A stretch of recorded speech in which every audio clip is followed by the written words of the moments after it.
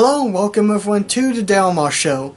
A few months ago I watched a 12th episode anime titled Hyperdimension Neptunia, the animation. And it's kind of hard to really explain it, but I'll try my best.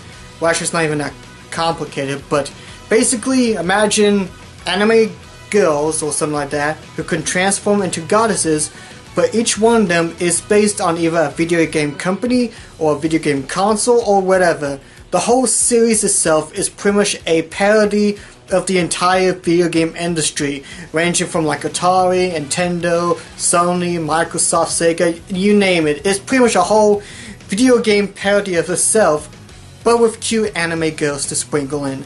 And even though it sounds silly, and it is, it's actually a lot of fun, and I really had fun watching the series. The characters were a lot of fun. I love the smart writing and the humor, and it was a really fun series. And I discovered a few months ago, as I was doing some more research on the anime, that it's actually based on a whole video game series, and there's a lot of them. Like, I was thinking there was gonna be like 4 games or 5, but there's a crap ton of them, ranging from a few main series games to a lot of spin-offs on the Vita, no less. And since I really loved the anime, I've been wanting to try out the games, but I didn't know where. I know a lot of veteran Neptunia players will say start with Rebirth 1 on the Vita, but I decided to go with the PlayStation 3 version, the original Hyperdimension Neptunia, released back in 2010. Now, why am I starting with the PS3 version? Well, for one, I don't own a Vita, even though I do plan on getting one because it's actually a pretty cool looking system. But if I'm going into a new game series, I'd rather start with the original game and then continue on with the others to see how much the series has evolved and improved on. And I wasn't really expecting anything. When I was doing some post research before I played this, I found out that this game here got a lot of mixed reception, but mostly poor reviews. I'm talking like 3 out of 10s. One was actually a 2 out of 10. I forgot what side it was on. But like, so many people saying how much this was just blah. And it's kind of weird considering the fact how from a mediocre poor game resolved into a whole string of games, especially on the PlayStation Vita. But you know what? As a person who's wanting to play or want to get into more of the Neptunia series, I just figured why not just start with the original one and just go from there. The first thing I want to comment on is that from someone who just came back from watching the anime jumping to the games for the first time, I'm still happy to see that the writing has not really changed over the years or anything like that. Or like, the writing in the first game is still about the same as it is in like the anime and so forth. Not plot-wise, but just the whole humor and style. The story is basically that the 4 main goddesses, Purple Heart, Green Heart, White Heart, and Black Heart, are part of a series of events called the Console War. And pretty much they've been duking it out this entire time, fighting, trying to decide who is the real goddess. But one day, 3 of the goddesses decide to team up to take down Purple Heart, and as such, she gets her butt whipped and crash down into Planetoon, or the human world, and loses her memory. And throughout the entire game, you go from Planetoon, Limbox, Last Station, and Louis, trying to regain your memory, as well as trying to help sort out that landmass's problems with something like the Basilicons or heretics, as well as defeating monsters. And it's a lot of fun, I have to say, plot-wise. Like, the writing itself is still there, and there are so many references to video games. I'm talking about Mario, Sonic, Brain Age, Halo, freaking Reboxing, and just so much more. And it was a lot of fun discovering types of video game that they were trying to reference or making a nod at, and it's definitely a lot of fun. And like I said beginning, most of the characters are either based on like a video game company, console, whatever. For example, Vert is based on the Xbox 360, Noir is PlayStation 3, Blonde, I keep wanting to say blank because of that C that it's really annoying right there. She's based on the Nintendo Wii, and Neptune herself is actually based on the cancelled Sega console, the Sega Neptune. and all it was just gonna be a console version of the 32X add-on, but was dropped in favor of the Sega Saturn.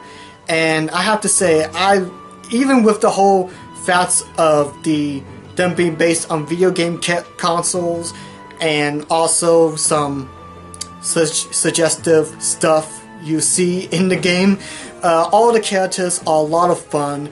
Neptune is actually my favorite character in the series. Was actually really kind of hard to choose because I do like some of the characters, but Neptune I really loved because even when she lost her memory throughout the game, she's still upbeat and happy and breaks the fourth wall a lot. And I love characters who, even through the worst circumstances or situations, they try to find the good things and try to enjoy time going on an adventure. And I really did enjoy watching the cutscenes and seeing how she reacts with all the other characters like Compa and IF, and she's definitely my favorite one out of the characters in my opinion. But again, there's a lot of others I like. Although since I kind of mentioned characters, something that's kind of funny, because as you can tell, I'm mostly Nintendo person. That's like the console and company that I love playing the most. But in terms of like expecting what the goddess would be like for that company, Blonde is someone I wasn't really picturing. Now, don't get me wrong, I love Blonde, she's a great character, very funny, but at the same time, when you think of a Nintendo goddess-like form, you think of someone who's very gentle and kind and understanding, like Vert, but instead, we got... You son of a bitch! I'll end you! Don't f***ing run away from me! Yeah, in all fairness, I was expecting the opposite of the personalities, but seeing as how a lot of people judge the Nintendo Wii as a kiddie console and 360 was the whole mature base, it kind of makes sense for the whole personality. And how sometimes, I will admit, even when during that whole console generation when people tell me the Wii sucked, I did get kind of angry a bit, saying that you need to be more mature and play mature games and stuff. So it's kind of like a little funny nod at that. Again, the writing itself is probably the best part of the game, and something that I really loved in the anime, and something that I'm glad is in throughout the entire video game series. So I'm definitely excited to see how the other games fare up. However, seeing it is a video game, we also gotta take a look at the whole gaming aspect. And the game itself is pretty much like a typical role-playing genre type game, and it's not bad, but it's not anything special per se. Throughout the entire game, you travel between 4 different landmasses: Planetoon, Leanbox, Last Station, and Louis. And in each landmass, you can explore dungeons and stuff. Basically, you unlock different quests, and you could go through a dungeon, and each dungeon is completely different, whether it be a boss conquest where you defeat a boss, defeat a certain amount of enemies, reach to the exit, and a lot of different stuff in the dungeons. And that's actually one of the things that kind of gets repetitive in the game, is the dungeon designs. Now, the dungeons aren't like bad, but there's not a huge variety of them, and you do go through a lot of the same dungeons overall. Like, once in a while you may come across a dungeon that's only exclusive to that landmass, like in Leanbox, you get this whole castle architecture box dungeon, but other than that, it gets kind of repetitive going through the same type of dungeon layout. I would have liked to see more different, unique designs, but seeing as how this is the first game in the series, I'm thinking they're still trying to figure out the style a bit. But at the same time, it gets kind of repetitive going through a similar looking cavern over and over again. Especially when I was first in Last Station, I kept going through the same purple diamond cave over and over, and it got kind of repetitive after a while. Although one thing I did like about going through dungeons is that when you play a certain character, you can actually use a special move they can do. Like, for example, Neptune, if there's a wall in the way, she can use a hammer to break it down. If you have IF, you can use her to try find a hidden treasure chest in the dungeon. I mostly played as Compa all the time. For one, because her walk cycle is really derpy. And 2, she has an ability called Monster Call. In the dungeon you do get random encounters, and if you're not a fan of it, this will actually help. I don't know if someone used this in a way in other games, but in here, when Compa uses Monster Call, she rings a little bell and you'll get a whole wave of monsters coming in, and if you successfully defeat those monsters, you can go throughout the dungeon for a short period of time without having to worry about a random encounter popping up every 5 steps or something. It's something that I really appreciated, especially when you're in a huge dungeon and you want to just go without having a random encounter. It helps tremendously. I mostly played as like Neptune, Compa, and IF. You get 2 other characters, but they're not really usable. Like for example, Gust just gives you discounted items, and Nisa, I think it's Nisa, she will actually show you stats for each landmass. If you complete dungeons in a certain way, one landmass bar will go up, and I believe if it's over 40%, you can actually have that landmass's goddess to join you. So if you have Lean Box's stat filled up, you can have Vert joining your party. However, I wasn't really good with that. It was a bit kind of frustrating, so throughout the entire game I just mostly use Nep, Compa, and IF in my party, which isn't that bad because I enjoyed using their characters, and Compa's walk cycle is just so derpy but so adorable. Now I do like RPGs, however, when it comes to turn-based combat, I'm sort of in the middle ground. I like it fine, but I like some more input in turn-based, like in Super Mario RPG or South Park Stick of Truth, you know, where it has more input with the player. And thankfully in this one, there's some input. Basically, when you go into combat, you actually have some different options, like you could defend, you can press the down D-pad to use an item to, like an eject button to get out of the battle, but where the battle comes to life is the different combos. Basically, triangle, X, and circle have different movesets, and you can pretty much match any type of combo to like deal some damage and try some different movesets. And it actually got really fun trying to figure out which combos to work out really well.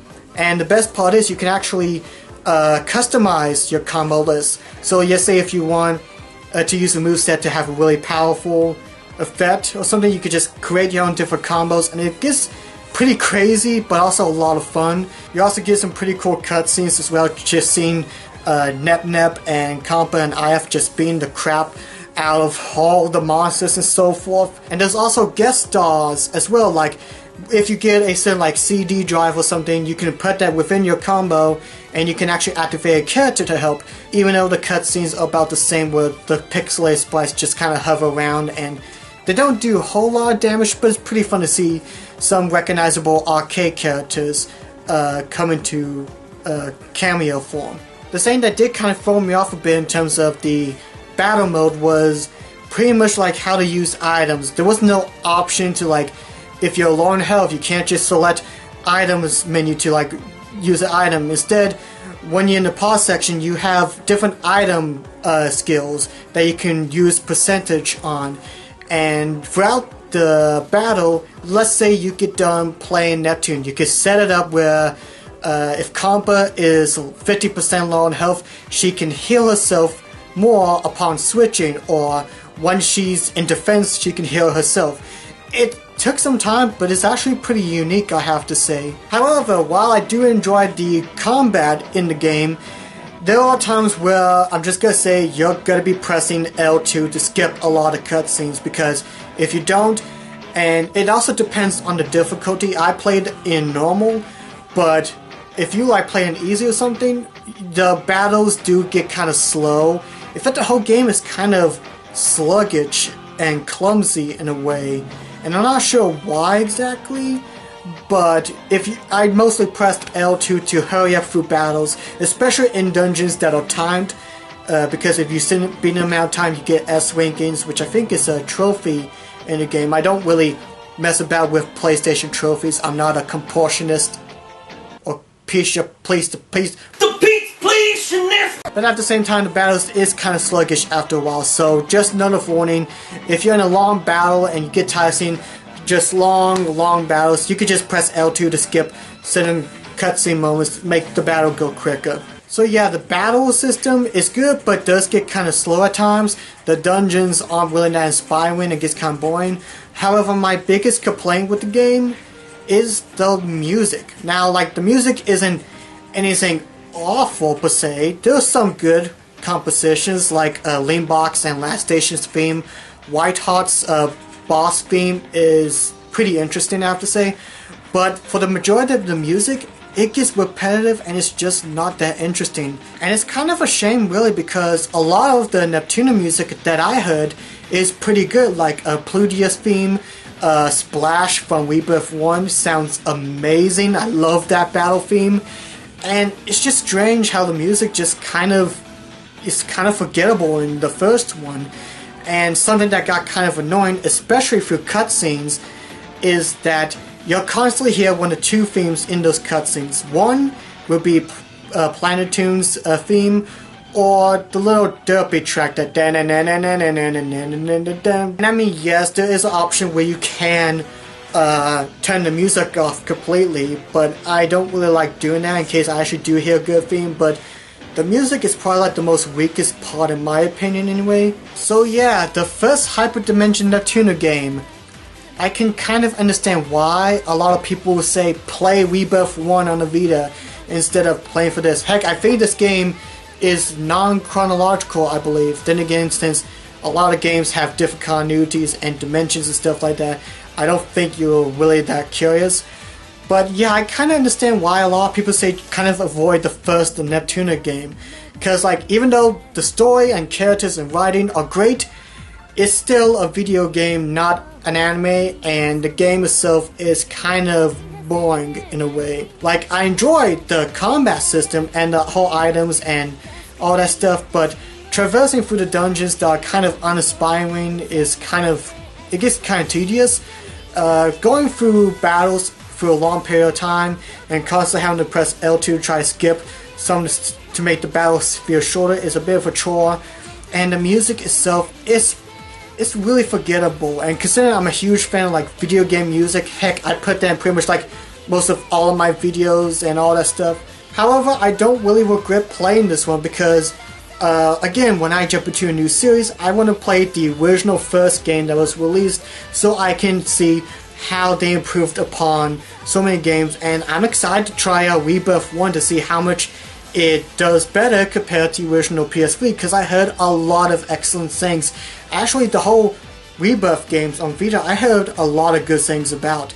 And I'm really excited to try out all the other Neptunia games. I'm definitely going to play them all and talk about them here on the channel. So if you are a huge Neptunia fan and you want to see how I do well and what I think of the other games, then yeah. So I am glad I tried it out, but I don't really see myself playing this in the future per se. But still, glad I played it overall. And that's all the time we have for today, folks. So if you would like to leave your thoughts on today's game, just comment below. And if you are a Neptunia person, what's your favorite Hyperdimension Neptunia game? And what advice would you give me if I continue playing all the other games? Which one should I play in order? Which one should I play next or something? Obviously, I'm just going to play MK2 and Victory on PS3 before, because I still don't have a Vita. I am planning on getting one because it is a pretty nice system, like the whole design. It's just there was like a whole lot of games that actually made me solid in playing, and considering the fact that there's a crap ton of Neptunia games on the Vita, that's kind of the whole, hey, you like Neptunia? Buy a Vita. So thanks for watching, and I'll see you guys in the next episode. Bye bye!